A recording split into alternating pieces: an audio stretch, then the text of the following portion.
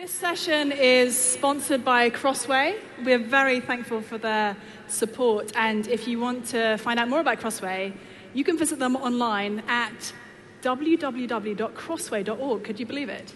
And you can visit them if you're live and in person here. You can go to the exhibition hall, that's what it's called, and find the lovely stand. And if you are not in person but you're on the live stream, welcome. Lovely to have you here. I want to hear from anyone in this room who is from the mighty state of Oklahoma. Okay, good. My husband's from Oklahoma, so I like to hear. And people always ask us, like, how did you meet? It's kind of a funny thing. But welcome to everyone from Oklahoma and everybody not from Oklahoma. It's wonderful to have you here. I'm going to spend the next 45 minutes talking about some of the most controversial things possible in our society today and within the church. So if I'm not cancelled after this, it's not because I didn't try. But I'm counting on you guys to maybe be kind to me anyway. But before I talk about all those things, I want to share a conversation I had with a couple of women a couple of years ago, right before the world closed down. I'd been invited to speak at a church in Columbia, Missouri. And the pastor of this church had asked me to come and do 2 seminars for his church, one on gender and sexuality and one on science. And he decided to advertise this as like one big mushy thing of science, gender, and sexuality, just to make things as sort of controversial as possible. And the week before I went to Columbia, Missouri, the pastor emailed me and he said, just wanted to let you know, the local LGBT community has organized a protest alongside a protest against your event, essentially. I thought, okay, this is sort of new. I've never had my event protested before. And on Twitter, a couple of days before the event, one of the leaders of the local LGBT community had tweeted that my PhD is in English literature, so I was not qualified to talk about gender and sexuality. And I replied, I said, you're right, I'm actually even less qualified to talk about science. But I said to her, if you would be willing to get coffee when I'm in town, I would love to meet you and I'd love to learn from your perspective. And this lady kindly agreed to meet with me, and she asked, could she bring her wife with her? I said, I'd love to meet her. So there I was in this coffee shop in Columbia, Missouri, and when I got my hot chocolate, because I'm kind of uncool and I drink hot chocolate. And I was talking with these 2 ladies, and I started by asking them to tell me their story. They had met in a middle school youth group, a church youth group, which they'd both really enjoyed. And they had seen in the church context some of the very disappointing sexual sin of Christian leaders. And they had found safety in each other, and they were now raising a couple of daughters together. I liked these women as I heard their story, and it occurred to me that if I'd had some of the experiences that they had had, I might well have found myself in a similar place to them. And then I thought I would share my story with them. And so I told them that I've been a Christian for as long as I can remember, and that I've been attracted to women for as long as I can remember, but that I'd chosen to marry a man from the wonderful state of Oklahoma, and that my commitment to Jesus was actually more important to me than my own sort of ultimate sexual or romantic fulfillment. I thought that sharing my story would build trust with these women. But instead they told me they thought my story was harmful. And I hadn't seen that coming, and so I was trying not to cry. And then one of them asked me, how do you know that what you're going to say tomorrow at this seminar on gender and sexuality, how do you know that it will be safe for young LGBT kids who might be there? This lady knew all about the data that shows that actually kids who identify as LGBT have high rates of depression and suicidal ideation and suicide attempts. She asked me, how did I know that what I said would be safe? And at that point, I felt like I was kind of out of things to say. And so I said, I don't. Jesus said that anyone who wants to come after him must deny themselves and take up their cross and follow him. It isn't safe. I don't know how you feel in conversations like that. My guess is everybody in this room has, at some point in their life, had a conversation, maybe not quite like that, but a conversation where they have felt on the defensive when it comes to your Christian faith. Perhaps you found yourself feeling like you're being made to feel responsible for the tragic suicides of many young people in our culture today. Perhaps you feel a sort of desire to almost fight back when you're put in that position. Or perhaps, honestly, there are times when you feel confused and you wonder if maybe it is the Bible's teaching that is pushing people to do terrible things to themselves. So in our time today, I want to explore some of those questions, and not just how we might think about these questions Christianly, but also even how we might relate in those kinds of situations that all of us find ourselves in. Now, I don't know about you, but in my neighborhood, I live in Cambridge, Massachusetts, and in my neighborhood, there are a lot of yard signs that look something like this. In this house, we believe that Black Lives Matter, love is love, women's rights are human rights, no human is illegal, science is real, kindness is everything. Do other people have signs like this in their neighborhoods? Yeah. There can be a range of different claims that each one seems to be a little bit unique. But in our time today, I want to look at 4 common claims in our society today. Number 1, that Black Lives Matter. Number 2, that love is love. Number 3, that women's rights are human rights. And number 4, which isn't on this sign, but is increasingly a shibboleth among many of our secular liberal friends, that transgender women are women. My sense is that often as Christians, we see a sign like this, and we'll have one of 2 reactions. Some folks look at a sign like this and they think, I know for a fact that Black Lives Matter. And I am profoundly aware of the history of racial violence and the times when Black people's lives have been treated as if they didn't matter. And I've been told that claim number 1, that Black Lives Matter, is intrinsically tied to claim number 2, that love is love. And so many Christians today are taking signs like this and hammering them into their own yards. Others are looking at these signs and saying, I know there are some things on this sign that the Bible doesn't affirm, and so I don't want to hear any of it. I'm going to, maybe not literally, but at least metaphorically, sort of take my hammer and knock those signs down. But what I'd love for us all to think through today is the fact that as Christians, we actually need to have a much more nuanced approach than that. And that we need to recognize that all of those claims, even the ones which the Bible specifically doesn't agree with and doesn't affirm, are ultimately grounded in Christian ethics. Because all of those claims depend on supposedly self-evident truths, such as that all human beings are created equal. So first, we're going to look at that claim that Black Lives Matter. In the Declaration of Independence, we famously hear, we hold these truths to be self-evident that all men are created equal. I kind of want to do, in Hamilton, when, what's her name, Eliza and Angelica, how does she be? She's like, we hold these truths to be self-evident that all men are created equal. And when I meet Thomas Jefferson, I'm compelled to include women in the sequel. Word? Did I get it? Close. Okay. That's my white British girl attempt at, yeah. There are 2 problems with the claim that is a self-evident truth that all men are created equal. The first is a problem for our secular friends, and the second is a problem for us. The problem for our secular friends is that, in fact, it is not a self-evident truth that all men and women, regardless of their nationality or status or sex or age or ability level, are created equal. It's not a self-evident truth. It's a specifically, try that word again, a specifically Christian belief.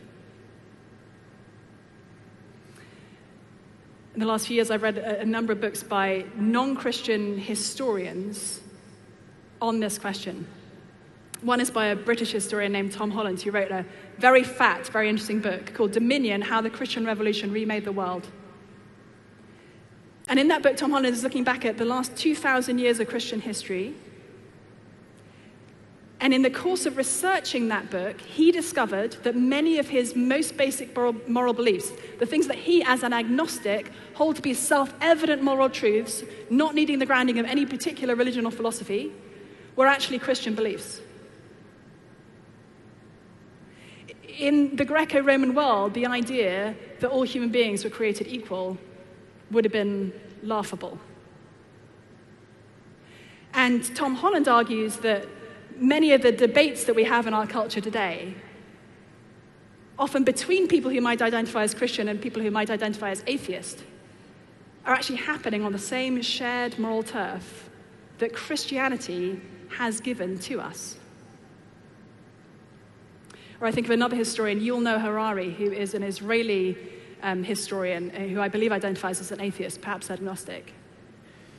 And in his global bestseller, Sapiens, A Brief History of Humankind, he makes statements like this: human beings have no natural rights, just as chimpanzees, hyenas, and spiders have no natural rights. He says human rights are a figment of our fertile imaginations.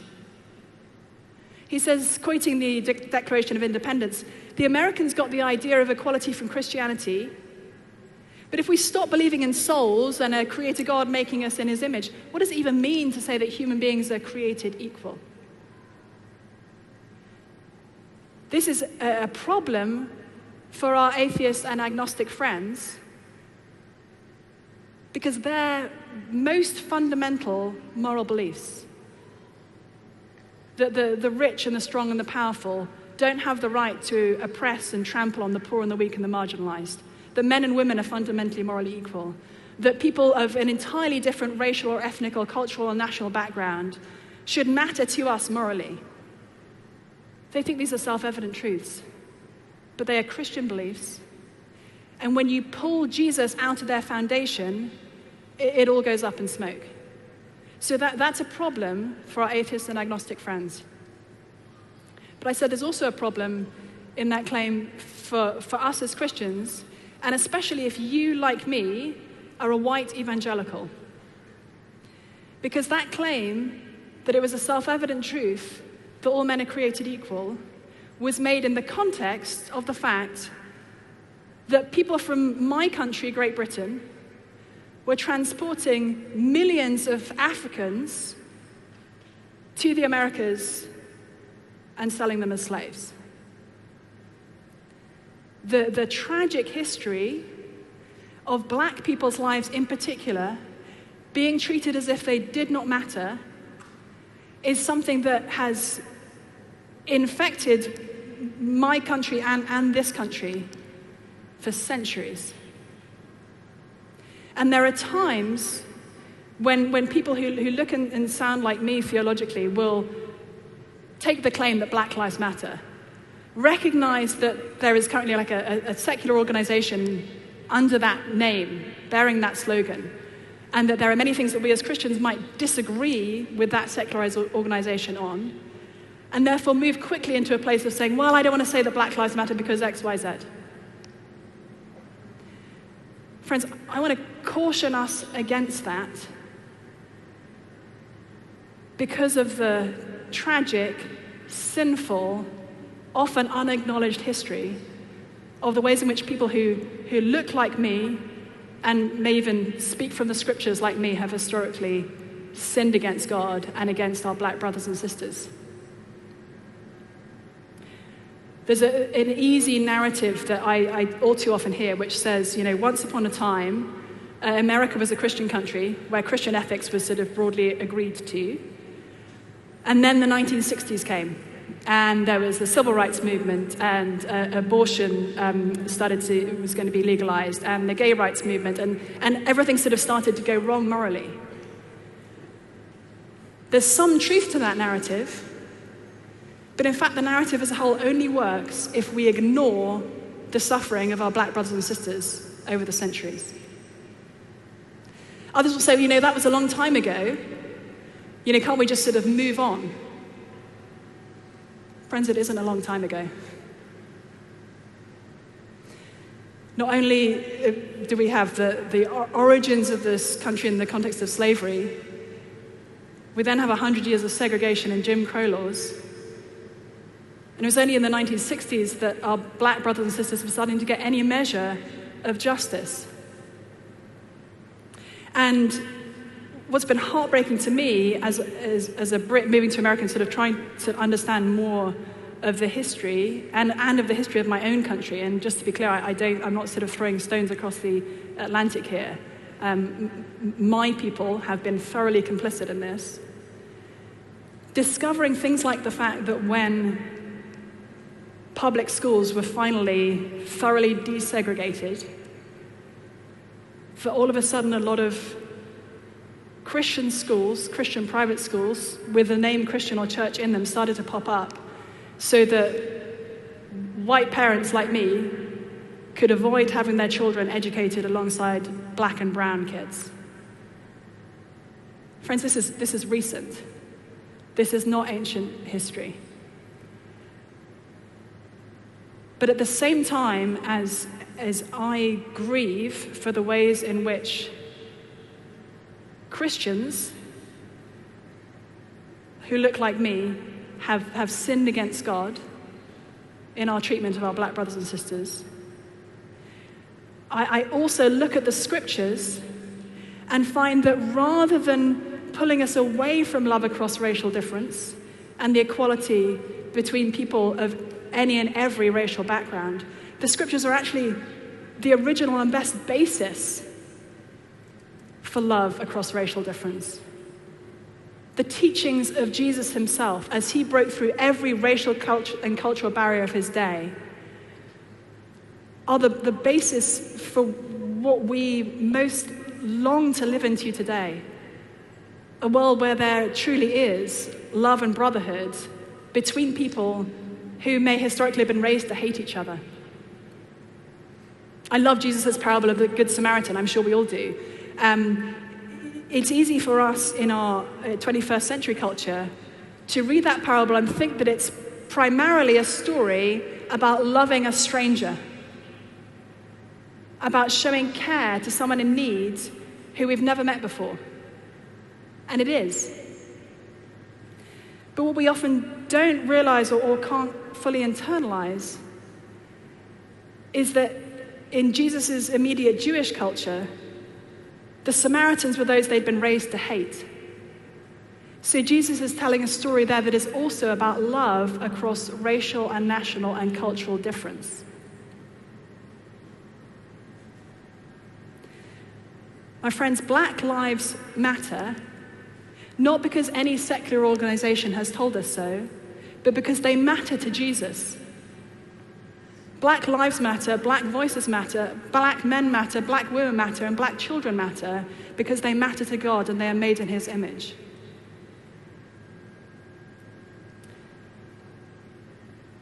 So black lives do matter.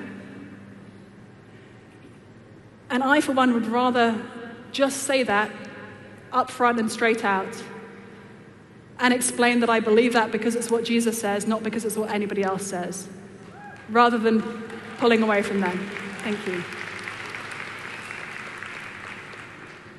The second claim on that yard sign, which we're often told is linked to the first, but I want to contest is absolutely not, is that love is love.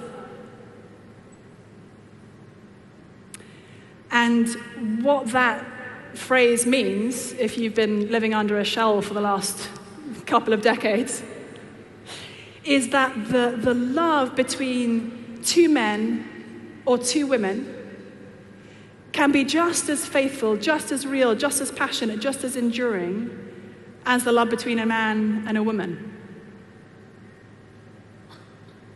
As I mentioned earlier on, I've been a Christian for as long as I can remember, and I've been attracted to women for as long as I can remember.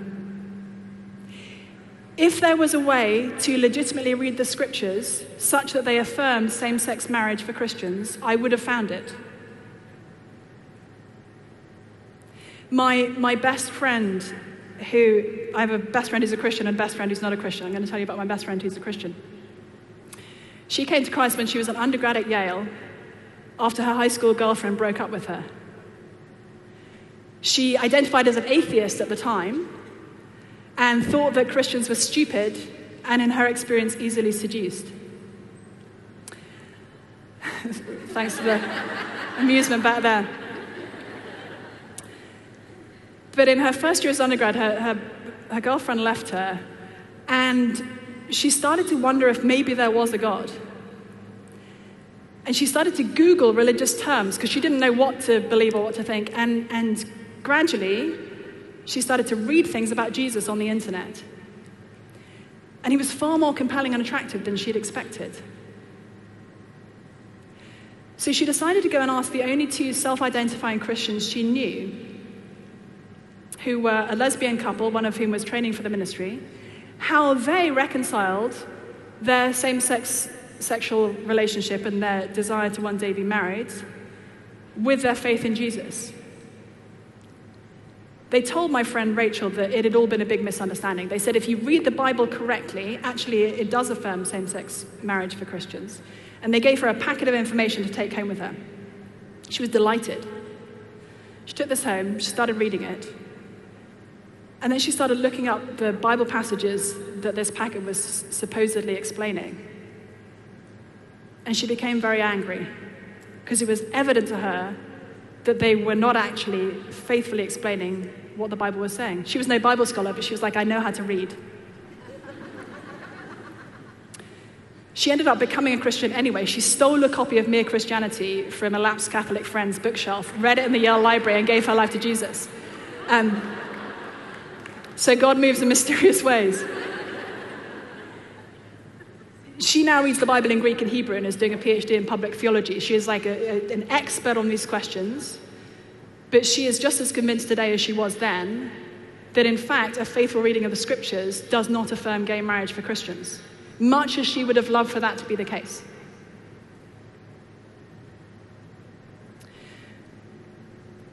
But at the same time, as the Bible says a very clear no to same-sex sexual relationships for Christians, it says a profound and important yes to same-sex love. Paul says that he was among the Thessalonians like a nursing mother with her children. I've nursed 3 babies. There's very little that you can do that's more intimate than nursing. Paul says that we are brothers and sisters together, that we are knit together in love. He calls his friend Onesimus in his letter to Philemon, he calls him his very heart. Imagine your pastor saying that about a male friend. He is my very heart. You'd feel like a little bit awkward, right? That's the language that Paul uses to describe a Christian brother whom he loves. Or think of Jesus at the Last Supper with his disciples. He says, this is my command, that you love one another as I have loved you. Greater love has no one than this, than that he laid down his life for his friends. Now, we in our Christian culture, honestly, would have ended that sentence differently. We would have said, greater love has no one than this, than the love between a husband and a wife. Or maybe greater love has no one than this, than the love between a mother and her child. But Jesus says, greater love has no one than this, than that he laid down his life for his friends. The Bible does not give us a picture of human relationships where marriage and sexual relationships are the only place where real intimacy happens. It gives us a picture of all sorts of different kinds of relationship that appropriately entered into can give us little glimpses of God's love for us. Because you see, if we look at the scriptures, we'll find that the reason God created male and female, rather than just making us like self-replicating amoeba type folks, the reason he created sex and marriage and romantic attraction was because he wanted to tell us about Jesus' love for us. We see in the Old Testament this massive metaphor of God as a loving, faithful husband, and Israel as his all too often unfaithful wife. We then see Jesus stepping onto the stage of human history and saying he is the bridegroom. We see Paul in Ephesians 5 describing human marriage as a little scale model of Jesus' love for his church. And we see in the book of Revelation a great shout going up, the wedding of the Lamb has come, and Jesus' marriage to his church bringing heaven and earth back together. See, this is why marriage is male-female and why husbands and wives are called to different roles. Like Christ in the church, it's a love across difference. Like Christ in the church, it's a love built on sacrifice. And like Christ in the church, it's a life-creating, flesh-uniting, never-ending, exclusive love. So marriage is intended to point us to Christ, but it's also meant to disappoint us. Because even the best human marriage could only ever be a tiny echo of Jesus' love for us. This is the wall print of which the best human marriage is a tiny little snippet of a picture. I don't know, some of you might be old enough to remember when, in order to take a photo, you didn't just take your iPhone out and click, click. You actually had to have a camera, and you had to have this stuff called film. You'd take some photos, which could be really bad and you didn't know at the time, and then you'd pay extra money to have them developed. And when you went to pick them up, you got a little packet with not just your beautiful prints, or in my case, ugly prints, but also you got these little plastic black and white things called the negatives. And if you held a negative up to the sun, you could just about see the outline of your picture. Human marriage at its best is like the little negative. And Jesus' love for us is this wall-sized print. And when we realize that, it actually reshapes how we think about marriage, how we think about singleness, how we think about friendship, how we think about all these things. Because at their very best, they're signposts. The world around us may say that love is love, but we as Christians believe that God is love and that he has given us different kinds of human relationship as little windows into his love for us. The love of a husband for his wife, the love of a father for his child, the love of a friend for his or her friend. Greater love has no one than this, than that he laid down his life for his friends. Now again, as we look at the question of same-sex sexuality, we need to reckon with the clarity of biblical truth, and we need to reckon with the history of Christian sin. Too often, our churches have treated gay and lesbian people outside the church as if they were enemies to be hated, rather than people to be loved. Jesus calls us to love even our enemies, let alone people who are not believers and who have chosen to live in different sexual relationships than we would. The biblical clarity on what Christian marriage is not a license for unloving behavior toward anybody outside the church. And also, truly, we need to repent of the way that we have treated same-sex attracted brothers and sisters within the church. Now, I have never been to part of a church which was explicitly hateful in how gay and lesbian people were talked about from the pulpit or in private conversation. I know that some people in this room may well have had that experience. But it wasn't until I was in my early 30s that I started talking to even my closest Christian friends about my lifelong experience of same-sex attraction. It wasn't because I was afraid that they would run away from me. It was because I was desperately scared that they would just take half a step back. And that is literally the last thing that I needed them to do. But what I realized as I started to do that, one of my closest friends is in the room now, and I think of her particularly in this respect, as I started to actually talk to my friends, what I found was the sweetness of being both known and loved by Christian sisters. And what I realized was I'd actually been taking half a step away from them because I'd never told them about my lifelong history of this particular struggle. Friends, let's be people who are safe people to talk to on any and all question related to sex or attraction or anything else, to be honest, but in particular in this area. And let's not assume that our children or our parents or our friends or the kids in our youth group are not struggling with same-sex attraction. The reality is, statistically, about 14% of women experience significant same-sex attraction, though only 1% are exclusively attracted to other women. For men, it's about 7% who experience same-sex attraction, about 2% who are exclusively attracted to other men.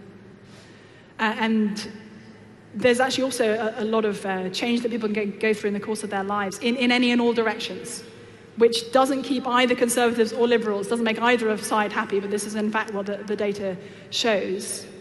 The question for all of us isn't, am I ever attracted to someone I'm not married to? The question is, will I submit my attractions to Christ?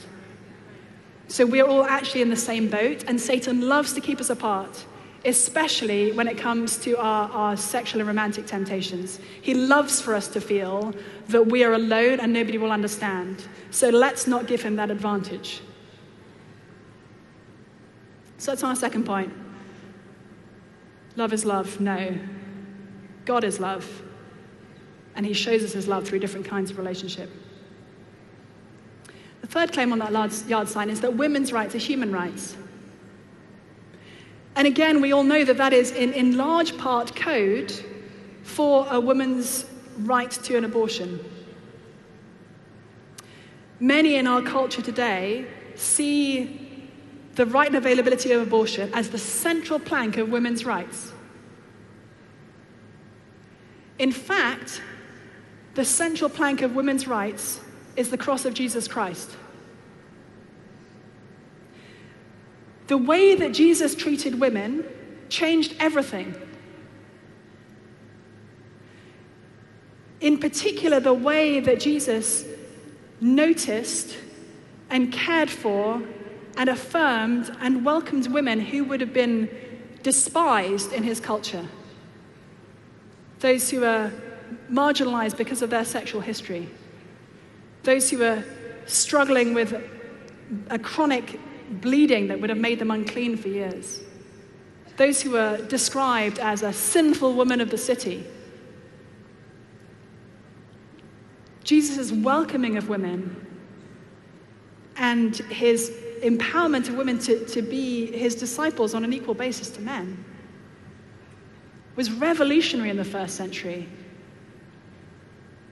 In the first century culture, whether it was Greco-Roman or basically all of the surrounding cultures, the assumption would have been that men were fundamentally superior to women. And Jesus' teachings and behaviors absolutely undermine that. And today, the best and firmest foundation for the equality of men and women is in fact the biblical teaching that all human beings are created equal. You see in Hamilton, when Angelica says, I'm going to compel him to include women in the sequel, actually women were in the original, because God created men and women in his image.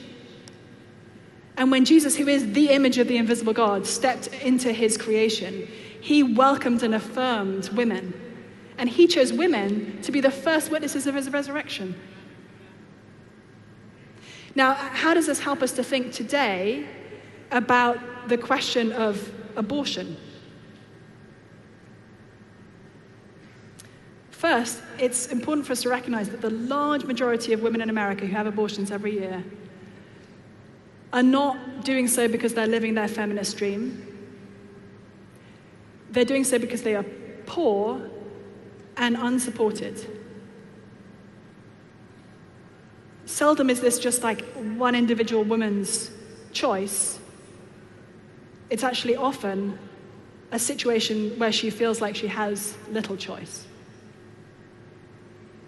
And the reality is, going back to our first point about human beings created equal, if there is no God, and if Jesus is not the Son of God sent into the world to save us, if we are not made in the image of that God and loved by his Son, then it is true that the baby in a mother's womb is just a collection of atoms and molecules.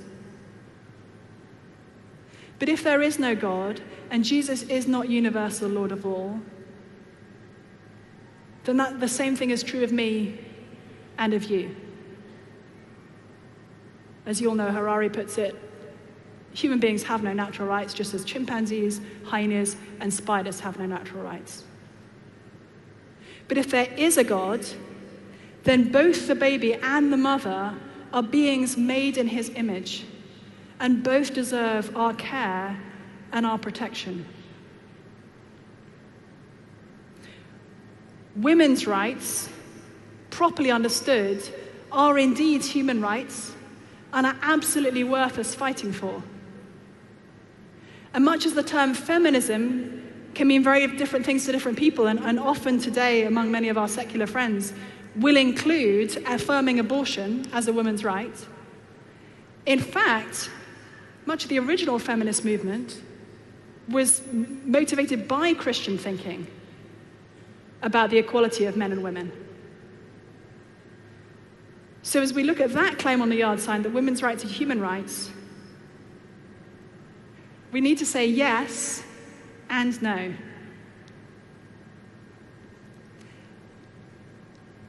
And as we look at our last claim, which is that transgender women are women, we'll realize how contested today women's rights in fact are. I'm a big lover of the Harry Potter series. I think J.K. Rowling's fantastic. And if you've been paying attention in the last couple of years, you may have noticed that J.K. Rowling has been by many people cancelled. It's actually kind of hard to cancel somebody who is like one of the most popular authors of all time. But a lot of people have done their best. And the reason for this is that J.K. Rowling has been categorized as a TERF, T-E-R-F, which stands for a trans-exclusionary radical feminist.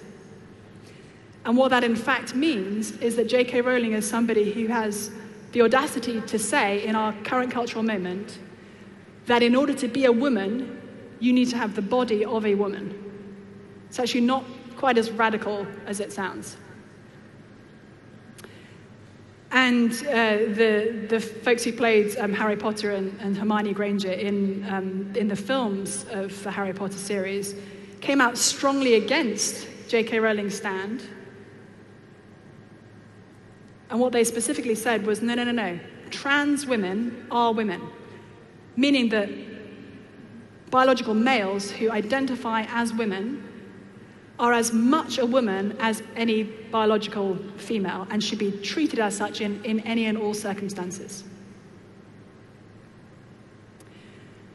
Now, I only have 5 minutes to talk about this, which is an utterly insufficient amount of time because I spent too much time talking about other stuff I care about. But I want to say a couple of things, because it is so easy with transgender questions to just oversimplify.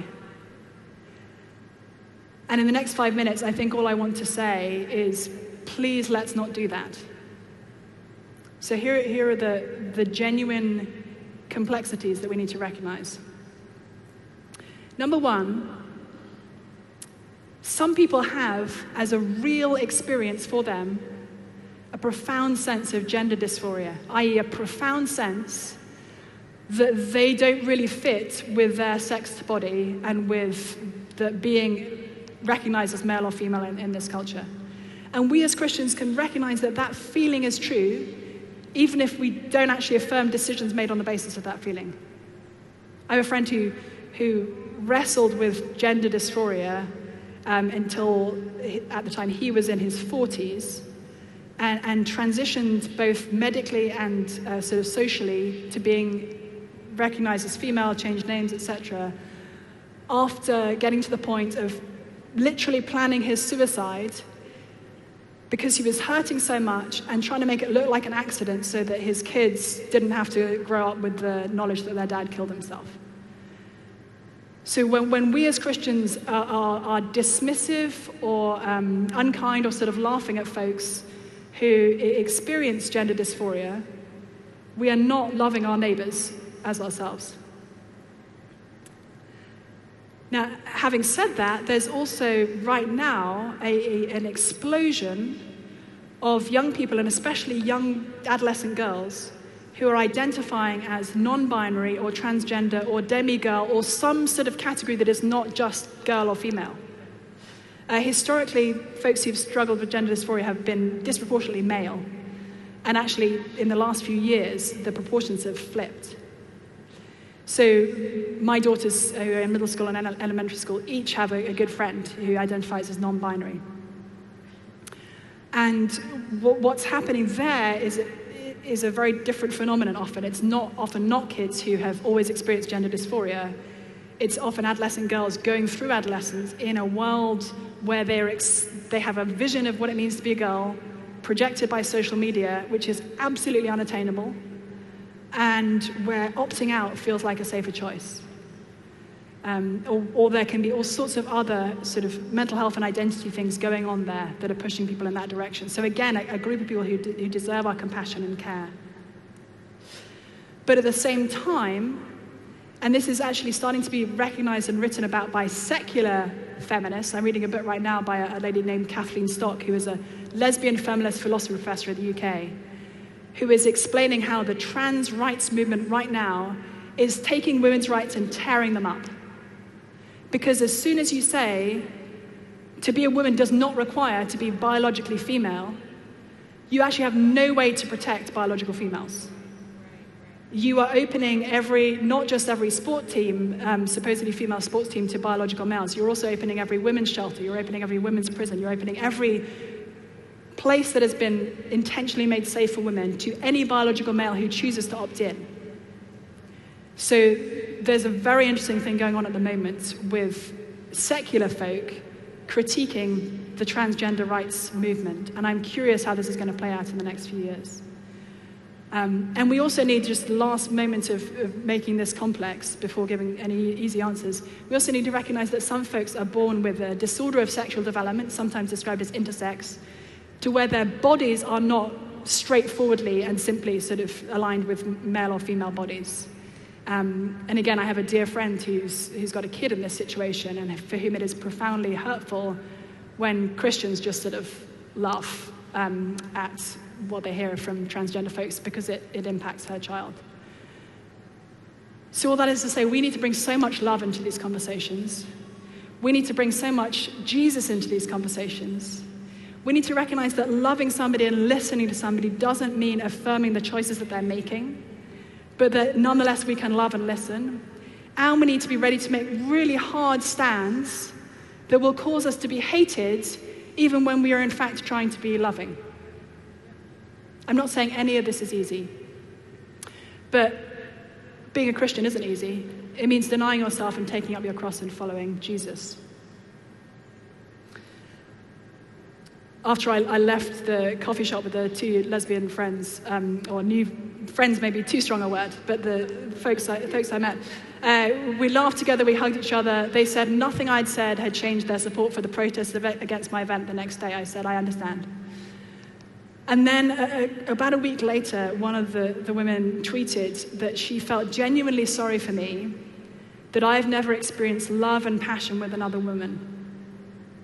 And I texted this to my best friend Rachel, and she just replied, she's wrong about the love.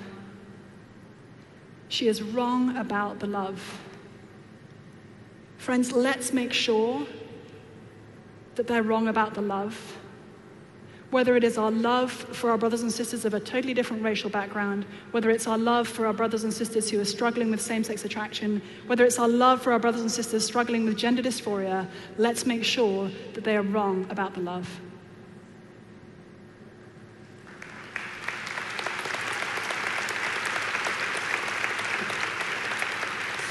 In my last 18 seconds, I want to tell you, it says, message for Rebecca, the next breakout starts at 4:30. I think that was actually a message for you guys. So I'm telling you, the next breakout starts at 4:30, and I was going to pray, but I have only 4 seconds, so you guys are going to have to pray by yourselves. So thank you.